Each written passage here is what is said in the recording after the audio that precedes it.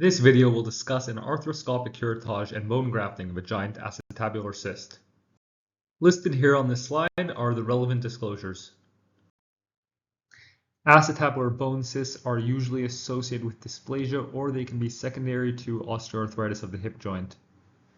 Subchondral cystic degeneration is associated with increased pain, disability, and functional impairment.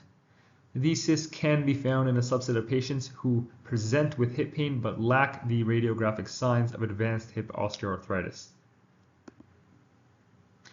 The surgical options for treatments of these cysts include open or arthroscopic curettage and bone grafting, or acetabular subchondroplasty, which involves insufflating bone substitute into the subchondral cyst under fluoroscopic guidance.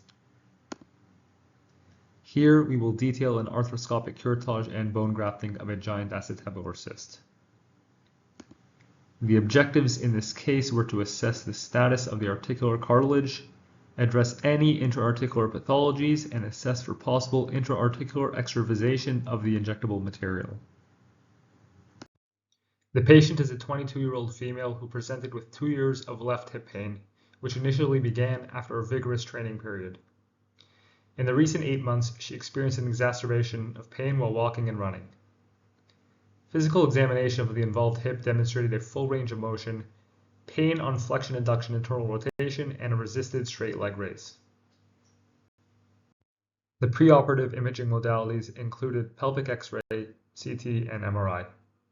Additionally, a printed model of the left hemipelvis was designed with both standard and transparent elements, where the bone surrounding the cyst is made transparent and the cyst itself is highlighted in red for a clearer understanding of its precise location. The patient was positioned supine using a hip positioning system, and a well-padded perineal post was inserted. Traction was used to allow access to the central compartment, and fluoroscopy imaging equipment was available. The various instruments and materials utilized within this surgery are listed on this slide. After prepping and draping the patient, a peri-acetabular block was performed. We then proceeded to create 3 portals, an anterior lateral, mid-anterior, and distal anterolateral portal. We utilized a 70-degree arthroscope, and the working tools were inserted into the distal anterolateral portal.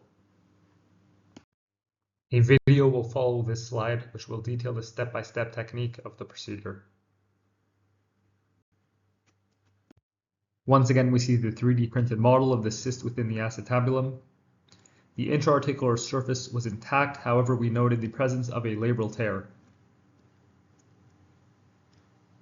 We gently performed an exposure of the anterior inferior iliac spine.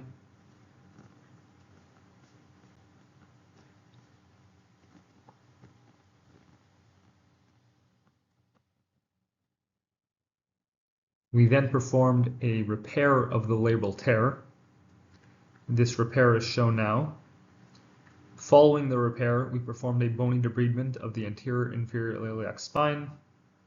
This will be shown in a moment. Here we see the bony debridement.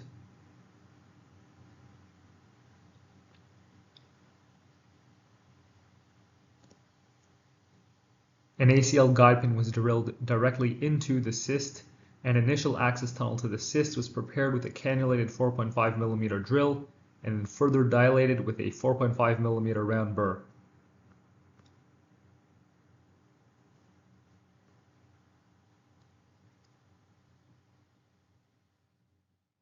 Straight and curved 3.5 mm shavers were used to debride cyst content, and then curved curette facilitated bone exposure.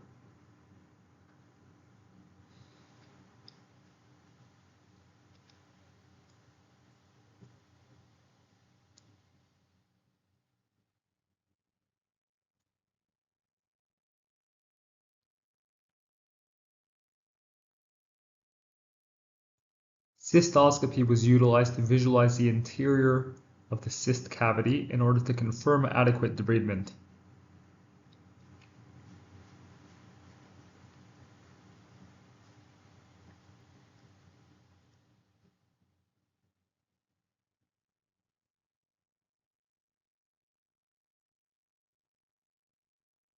A 6 mm bone graft cannula was inserted through the access tunnel, and bone graft composed of a mix of demineralized bone matrix paste together with allograft bone chips was inserted and impacted. At the end of the procedure, the small capsulotomy was left open to allow extra-articular drainage and to avoid excessive intra-articular pressure. In terms of immediate post-op care and follow-up, we began with partial weight bearing with crutches for 2 weeks and progressed to full weight bearing for 2 more weeks. Double leg strengthening was initiated on post-op day 1 and maintained for a 6 to 12 week period. Eventually, unrestricted range of motion exercises were conducted until adequate strength and full range of motion were obtained. Amongst the potential complications for this procedure, there is a chance of intra-articular extravasation. We detail the various management strategies on this slide. In summary, a large acetabular bone cyst is a very rare phenomenon within the young patient. However, it can be adequately addressed in a minimally invasive manner utilizing arthroscopy. We stress that comprehensive preoperative planning and preparation is essential for the surgeon to be prepared for any scenario that can be encountered. If the tools are available, constructing a 3D model of the cyst location can greatly help surgeons in understanding the location and orientation of the cyst. The contact information, should you wish to learn more, is listed here on the slide. Thank you for listening to this presentation. We hope you enjoyed.